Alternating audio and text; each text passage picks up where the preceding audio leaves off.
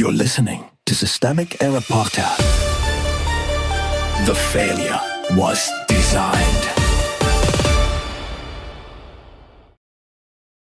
Exploiting religious faith for personal profit. Trump pockets $1.5 M from branded Bible, based on an article by Julia Conley.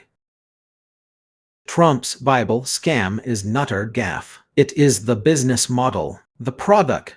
Donald Trump has turned a Bible into a revenue stream. According to financial disclosures cited in the source, he has earned more than $1.5 million from licensing his name to the God Bless the USA Bible, a $99.99 merchandise bundle that folds in the Constitution, the Declaration of Independence, the Bill of Rights, the Pledge of Allegiance, and Lee Greenwood's handwritten chorus.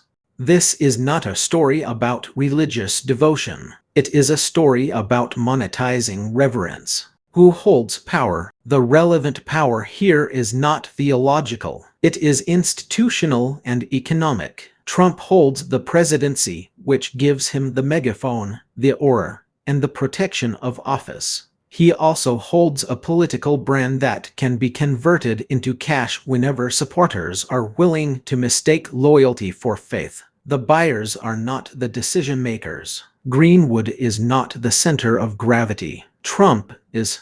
He is the one using the office to sell identity, grievance, and sacred language back to his base. That matters because the transaction is not accidental. It is enabled by a political culture that treats misconduct as personality and extraction as authenticity. The presidency becomes a storefront. Faith becomes packaging. The public office becomes a licensing platform. The lie inside the Bible, the deeper fraud, is not just that Trump is profiting from a Bible. It is that he is using Christian symbolism to market an authoritarian political identity as moral restoration. He says Christians are under siege. He says America was built on Judeo-Christian values. He says the Bible is his favorite book. The source also notes that he has struggled to answer basic questions about Scripture, which only sharpens the point the performance is not rooted in literacy,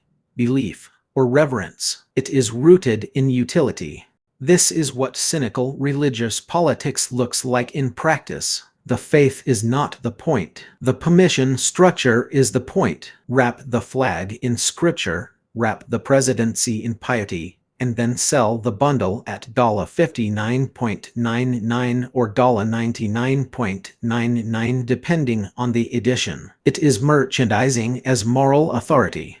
The real corruption. The article's framing is too soft if it treats this as mere pandering. Pandering is what politicians do when they want applause. This is something more deliberate, to the exploitation of religious sentiment for private enrichment while occupying public power. Trump's latest disclosures also reportedly show vast additional income from crypto-related schemes and media lawsuits. That is the pattern. The presidency is not being used to govern. It is being used to monetize attention, weaponize outrage, and convert political office into personal revenue. The Bible venture is not an isolated stunt. It is one revenue channel in a larger extraction machine. What the story reveals, the ugliest feature of the story, is not that Trump disrespects religion. It is that he understands exactly how to exploit people who want their politics to feel sacred. The far-right's fantasy of a Christian nation is not just bad history, as the source notes. Historians reject the claim.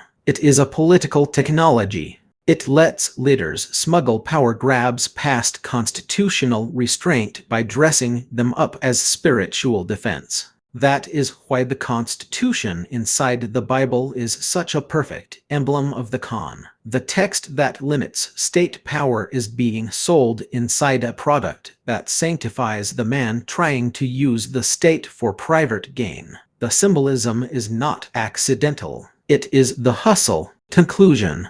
This is what democratic decay looks like when it is dressed in chapel language and sold at retail. A president uses office, grievance, and religious imagery to enrich himself while normalizing the idea that faith exists to serve power. The scandal is not just the Bible. It is the willingness of a political movement to treat public authority as a brand asset and spiritual language as inventory.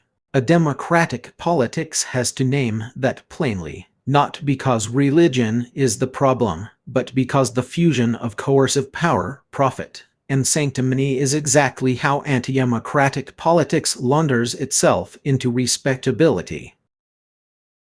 You've been listening to Systemic Error. Thanks to AltaNet for today's article. With it automated voice of Bryce, thanks for listening.